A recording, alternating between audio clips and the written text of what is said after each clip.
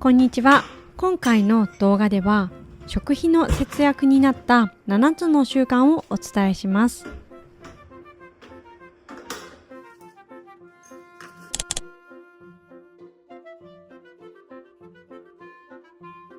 家族と笑って楽しく過ごすことを大切にしたい私にとって、ご飯を作ることは効率化とか簡略化したいことでもありません。笑って楽しく過ごすためにはお金がない不安も違いますし、不健康になることでもありません。程よく節約をしながらも日々の食事を家族が美味しいと言って満足して食べる料理を作ることが私の理想です。そんな節約と理想を叶えるためにしている7つの節約習慣をお伝えします。食費がかさんでいる方や無駄が多いと感じている方の少しでも参考になれば嬉しいです。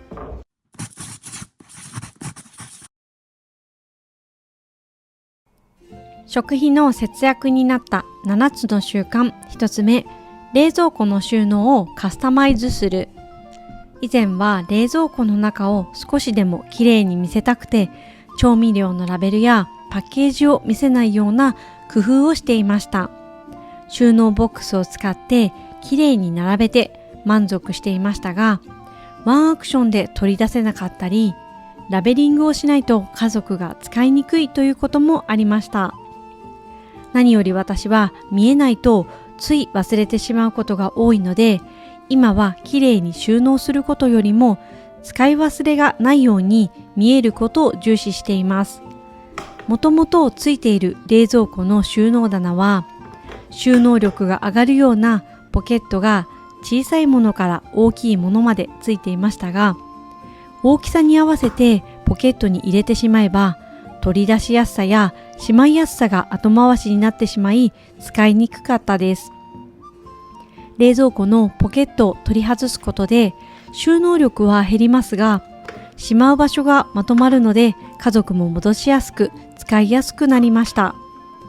チューブ類も100円ショップのアイテムを使ってみたり、ボックスにまとめたこともありますが、小さめのポケット収納にまとめてしまえばボックスなども不要でした。冷蔵庫内を自分仕様にカスタマイズしてからは使い忘れなどの無駄もなくなりました。食費の節約になった7つの習慣。2つ目、透明のプラスチックタッパーを使う。以前はプラスチックのタッパーが嫌で、ホーローの容器やガラスの容器を使っていましたが、うまく使いこなせていませんでした。ホーローの容器は見た目も可愛くて、今でも欲しくなることがありますが、中身が見えないと出し忘れがあったり、無駄にしてしまうこともありました。ガラスの容器はレンジもオーブンも食洗機も対応しているので、とても便利でしたが、重さがあって使っていない時にかさばるのがネックでした。プラスチックは見た目はあまり好きではありませんが、軽くて出し入れがしやすいです。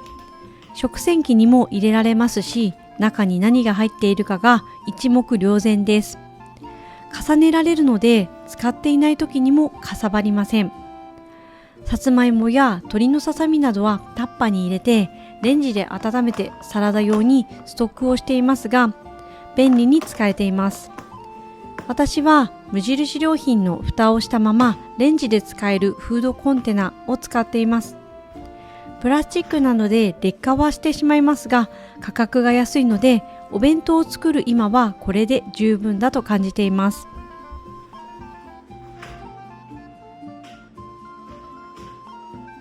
食費の節約になった7つの習慣。3つ目は週1まとめ買い。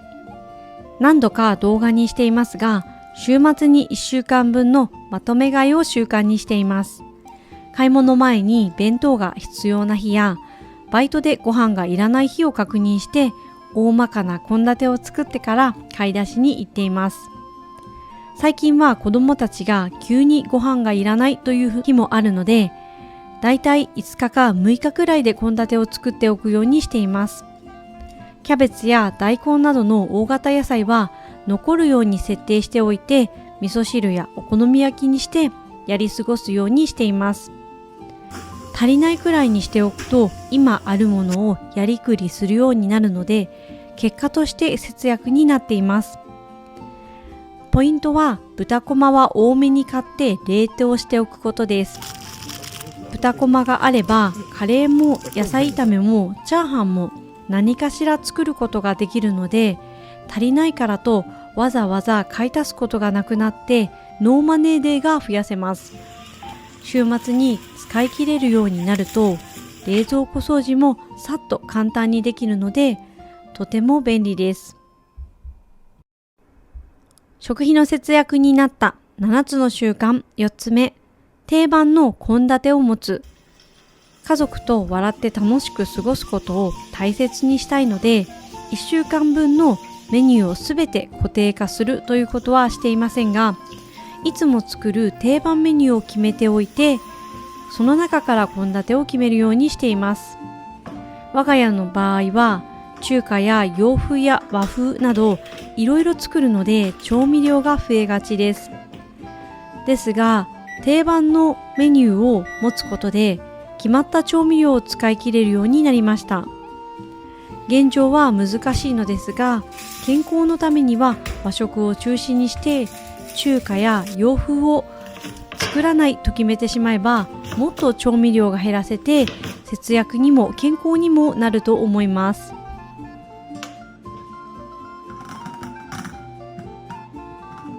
食費の節約になった7つの習慣。5つ目はお米の購入先を決める。最近は備蓄米もほとんど見なくなり、5キロのお米でも4000円以上で販売されていることも多いです。お米を買うタイミングで安いものを見つけようとすればなかなか買うことができず、結局慌てて安くないものを買うということもありました。主食のお米がこれでは良くないと思い、地元の農家を検索したところ、いくつかの農家を見つけることができました。いくつかを試して、今は15キロ9000円のコシヒカリを購入しています。5キロは玄米で購入し、私と夫は玄米を食べることもできて、地元のお米を安定的に購入できるので大満足です。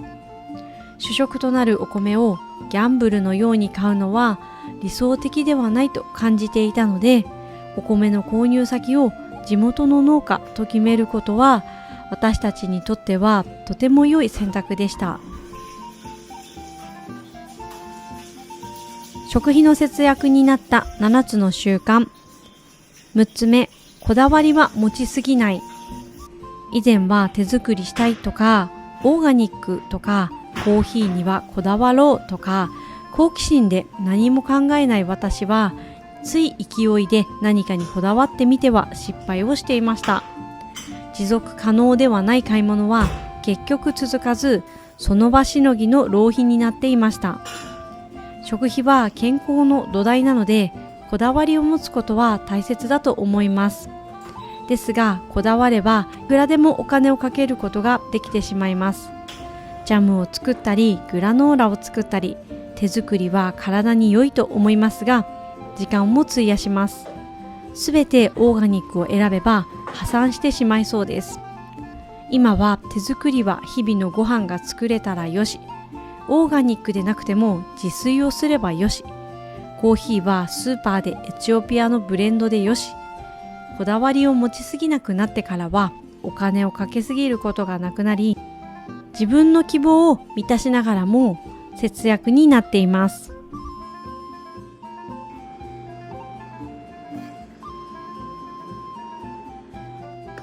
食費の節約になった7つの習慣。7つ目、作り置きは3日で消費。便利な作り置きですが、私はうまく使いこなすことができませんでした。以前は雑誌を見て見よう見まねで週末に作り置きをしたこともありましたが、冷凍してもうまく使うことができませんでした。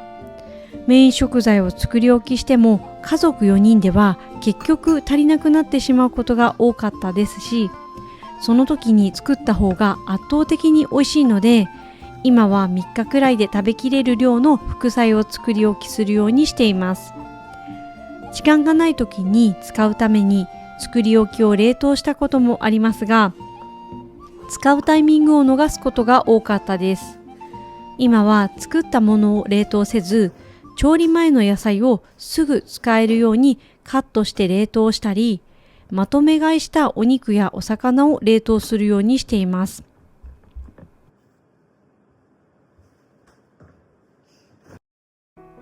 いかがでしたか？今回の動画では食費の節約になった7つの習慣をお伝えしました。結局のところ節約の近道は使い切ることだと思っています。使い切るためには使い切れる分だけを買って在庫を見える化することが大切です。食費を削ると考えると難しいかもしれませんが、使い切ることなら美味しく楽しく節約もしやすいと思うので、ぜひやってみてください。皆さんの節約習慣や動画の感想もコメントいただけると嬉しいです。今回も最後までご視聴いただきありがとうございました。また次の動画でお会いしましょう。